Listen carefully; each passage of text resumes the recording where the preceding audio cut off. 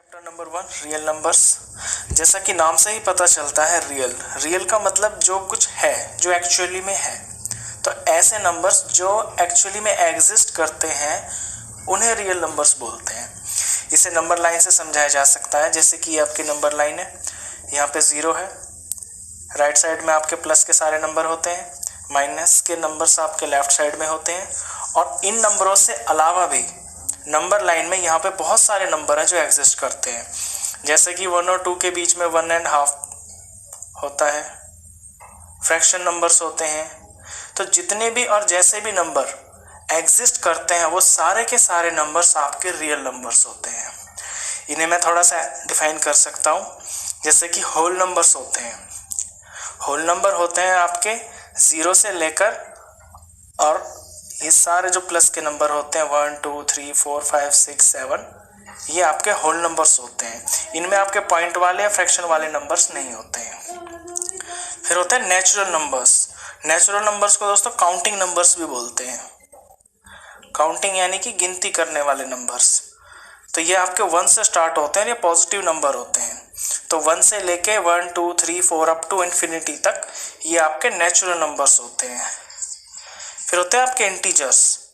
All positive and negative numbers including 0, ये आपके integers होते हैं। यानी कि नंबर लाइन के ऊपर जो भी आपको ये नंबर्स दिखाई दे रहे हैं, सारे प्लस के, सारे माइनस के, और इनसे भी आगे जो भी आगे तक निकल जाती है नंबर लाइन, और ये 0 भी, ये इंटीजर्स होते हैं। फ्रैक्शन नंबर्स आपको पता है, न्यूमरेटर डिनोमिनेटर की फॉर्म में। तो ये सारे के सारे जो होते हैं ये आपके रियल नंबर्स होते हैं। तो इसी से रिलेटेड आपका ये चैप्टर है।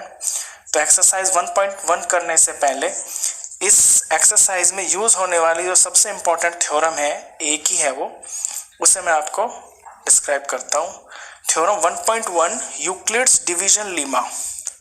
अभी यूक्लिड डिविजन्स लीमा दोस्तों क्या स्टेट करती है?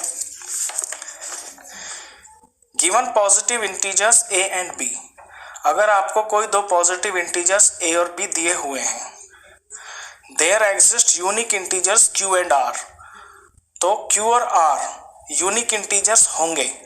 यूनिक का मतलब है सिर्फ यही होंगे, इनसे अलग कुछ और नहीं हो सकता। Satisfying a is equal to B Q plus r। इसे मैं आपको एक एग्जांपल से समझाता हूं दोस्तों। देखिए, मान लीजिए मैंने एक नंबर लिया 13, ए नंबर, और एक नंबर लिया मैंने b 2। अब इस 13 को मैं 2 से डिवाइड करता हूं, तो 2 6 12, और ये आया 1 मेरा रिमाइंडर। तो यहाँ पे जो a है यानी कि 13, ये किसके बराबर होगा? b यानी कि 2, और जो क्वोशंट आया है 6 इंटू 6, और प्लस जो रिमाइंडर आया है 1। अब आप इसे जब राइट साइड में सॉल्व करेंगे ना, तो ये 13 ही आएगा। 2 6 12 और 1 13। तो बहुत सिंपल सा ये कॉन्सेप्ट है, कोई बड़ा कॉन्सेप्ट नहीं है। छोटी क्लासेस में आप इसे जानते हैं कि कोई भी नंबर, दुनिया का कोई भी नंबर, जैसे कि ये होल नंबर है, ये 13 एक नेचुरल नंबर है, तो कोई भी ऐसा जो नंबर होगा ना आपका, वो बी क्यू प्लस आर की फॉर्म का ही होगा, जहां पे ए होता है आपका डिविडेंड, जिसको डिवाइड किया जाता है, बी होता है आपका डिवाइजर, और क्यू फॉर क्वोशंट होता है, और आर फॉर रिमाइंडर होता है। अब रिमाइंडर जो है वो ऑफ कोर्स जो आपका ये है बी है, इससे तो छोटा ही होगा, इसके बराबर भी नहीं हो सकता, या 0 हो सकता है, क्योंकि पॉसिबल रिमाइंडर 0 हो सकता है। या 2 का टेबल चल रहा है तो यहाँ पे 0 रिमाइंडर आ सकता है, आपका 1 आ सकता है, लेकिन 2 नहीं आ सकता।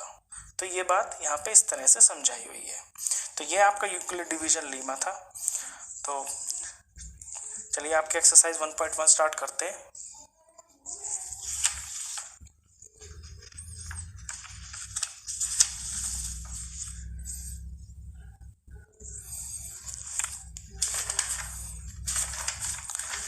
एक्सरसाइज का फर्स्ट क्वेश्चन है, use Euclid's division algorithm to find the HCF ऑफ। आपको डिवीजन एल्गोरिथम का यूज करना है, ये जो मैंने अभी बताया था। एल्गोरिथम का मतलब होता है दोस्तों स्टेप बाय स्टेप, और डिवीजन मतलब डिवाइड करना। तो आपको ये जो दिए हुए हैं नंबर्स, इनका आपको HCF निकालना है और डिवीजन से निकालना है। चलिए फर्स्ट क्वेश्चन करते हैं। फर्स्ट पार्ट है आपका 135 एंड 225। इनका आपको HCF निकालना है डिवीजन से। तो सबसे पहले क्या करते हैं दोस्तों कि जो बड़ा हुआ नंबर है, बड़े वाले नंबर को आप अंदर लिख लेंगे, इसे डिविडेंड बना लेंगे, और छोटे को आप डिवाइजर बना लेंगे, यानी कि टेबल।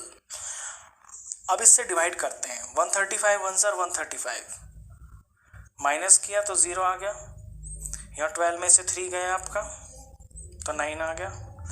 अब क्या करना है, जो आपका ये टेबल था डिवाइजर, इसको बना लेते हैं डिविडेंड। अगर साफ भाषा में बोलूं तो इस बार आप रिमाइंडर को तो बना लेंगे अपना टेबल जिससे आपको डिवाइड करना है, और पिछले वाले टेबल को बना लेंगे अपना सम जिसको आपको अंदर लिखना है। अब इसे डिवाइड करेंगे तो 90 ये 1 पे जाता है, 91 से 90, 5 से 0 गया तो आपका 5 आया, 13 में से 9 गया तो आपका 4 आता है। और फिर वो स्टेप करना है कि अपने रिमाइंडर को तो आपको बना लेना है अपना टेबल, और पिछले वाले टेबल को आपको बना लेना है अपना सम, यानी कि अंदर लिख लेना है डिविडेंड। अब 45 ये 2 पे जाता है, 45 2 से 90, माइनस किया ये 0 हो गया। तो दोस्तों जहाँ 0 आ जाता है वहाँ पे आपका ये सवाल ख़त्म हो जाता है। अब इसको आपको लिखना है डिवीज़न एल्गोरिथम में। एल्गोरिथम में इसको इस तरह से लिखेंगे आप, यूक्लिड एल्गोरिथम में। अभी आपने देखा था कि A = BQ + R होता है। तो सबसे पहले वाला जो डिवाइड था मेरा, सबसे पहले मेरा A क्या था 225 था, और वहाँ पे B क्या था, B यानी जिससे डिवाइड किया जा रहा था वो था 135, और फिर डिवाइड करके क्या आया 1 आया, और जब डिवाइड खत्म किया तो क्या रिमाइंडर आया था, वो 90 आया था। ये फर्स्ट स्टेप के लिए था। अब सेकंड में ये चीज़ बदल जाएगी। सेकंड में A क्या हो गया, A का मतलब है डिविडेंड, वो हो गया 135, और B क्या 90। फिर क्वोशिएंट क्या आया था, वो भी 1 ही आया, और फिर इसे डिवाइड करके रिमाइंडर क्या आया था, वो 45 आया था। अच्छा, अब तीसरे डिवीजन में क्या है, तीसरे डिवीजन में आपका A क्या हो जाएगा 90, क्योंकि यहाँ 90 था, B 45 जिसका टेबल चल रहा था, Q का मतलब क्वोशिएंट होता है, तो यहाँ Q क्या आया आपका 2 आया, और रिमाइंडर आपका 0 आ गया। तो जहाँ 0 हो जाता है वहाँ पे वो सवाल खत्म हो जाता है। अब बात आती है कि इसमें HCF क्या होगा। तो HCF दोस्तों वो होता है जो आपका लास्ट का टेबल होता है, यानी कि यहाँ पे ये 45 है कि 45 से इसको डिवाइड करने से आपका फाइनल जो रिमाइंडर है वो 0 आ गया। तो 135 और 225 का जो HCF हो जाता है वो आपका 45 हो जाएगा। तो ये यूक्लिड डिवीज़न एल्गोरिथम है। पहले आपको डिवाइड करना होता है इस तरह से, उसके बाद आपको इसमें से देख देख कर ये लिखना होता है। चलिए इसका सेकंड पार्ट कर लेते हैं, उससे आपको और अच्छा बेहतर समझ में आएगा। सेकंड पार्ट में है 196 एंड 38220। तो पहले से डिवाइड करना है आपको। बड़े नंबर को अंदर लेते हैं, छोटे को बाहर लेते हैं, और 196 से मैं इसको डिवाइड करूंगा तो ये आपका 1 पे ही जाता है, क्योंकि 2 पे ये ज़्यादा हो जाएगा, तो 1 पे जाएगा तो ये 196 हो गया। माइनस किया, 12 में से 6 गया 6, और यहाँ पे आया 18 में से 17 में से 9 गया तो आपका 8 आ गया, और यहाँ पे 1 आ गया। 186 ऊपर से 2 उतारेंगे। 196 को जब आप ऐसे नंबर से मल्टीप्लाई करना है जो इससे छोटा है या इतने के बराबर आ जाए, तो ये 9 पे जा रहा है दोस्तों, 9 पे जाएगा, ये 1764 आता है। इसे माइनस किया, 12 में से 4 गया आपका 8 आ गया, और यहाँ पे 9 आ जाएगा। ऊपर से 0 उतारे,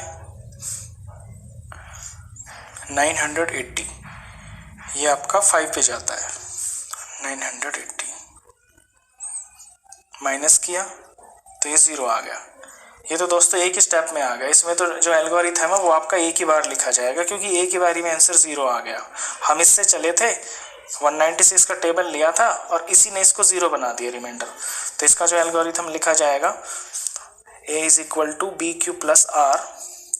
तो आपका a हो गया 38220 और b हो गया आपका ये टेबल 196, और q फॉर क्वोशेंट जो आपका क्वोशेंट आया वो आपका 195 है, और रिमाइंडर फाइनली 0।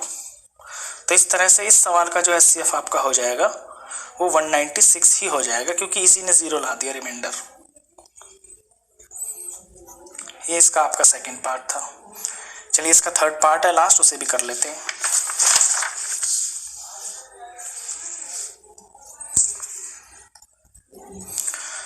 थर्ड पार्ट में नंबर्स हैं आपके 867 एंड 255। अब बड़े नंबर को आपको अंदर लेना है, 867 अंदर और छोटा नंबर आपका बाहर। इसे डिवाइड करेंगे तो ये दोस्तों आपका 3 पे जाता है, 3 पे जाएगा, ये आपका 765 आ गया। माइनस किया तो यहाँ 2 आ गया, यहाँ 0 आ गया, और यहाँ पे आपका 1 आ गया। अब फिर से आपका एल्गोरिथम स्टार्ट होगा यहाँ पे, क्योंकि रिमाइंडर आ गया है ना। तो रिमाइंडर आते ही रिमाइंडर को आपको टेबल बना लेना है, और पिछले वाले जो टेबल था यानी कि डिवाइजर, इसको आप अपना सवाल बना लेंगे। इसे डिविडेंड की जगह पे लिख लेंगे इस तरह से। और 102 का टेबल पढ़ेंगे तो ये आपका 2 पे जा रहा है, 2 पे ये 204 आ गया, माइनस यहाँ 1 आ गया, यहाँ पे आपका 5 आ गया। अब फिर से रिपीट, ये आपका टेबल बन जाएगा और पिछला वाला टेबल आपका अंदर आ जाएगा। 3 स्टेप का होगा। a is equal to B Q plus R. सबसे पहले वाले में आपका a था 867 और b 255। क्वोशिएंट क्या आया था 3, और फिर रिमाइंडर क्या आया था 102। सेकंड में आपका 255 a और b आपका 102 और क्वोशिएंट आपका 2 और रिमाइंडर आया 51। थर्ड स्टेप में आपका a 102, b आपका 51, क्वोशिएंट आपका 2 और रिमाइंडर फाइनली आपका 0। तो इस तरह से इस सवाल का जो एचसीएफ हो जाएगा वो हो जाएगा लास्ट टेबल। लास्ट टेबल इसके अंदर क्या है आपका 51। तो इस तरह से दोस्तों आपके ये 3 क्वेश्चन थे। ये Euclid division algorithm I hope आपको बहुत अच्छे से समझ में आया होगा। नेक्स्ट वीडियोज़ में मैं इसके जो बाकी के क्वेश्चन हैं उन्हें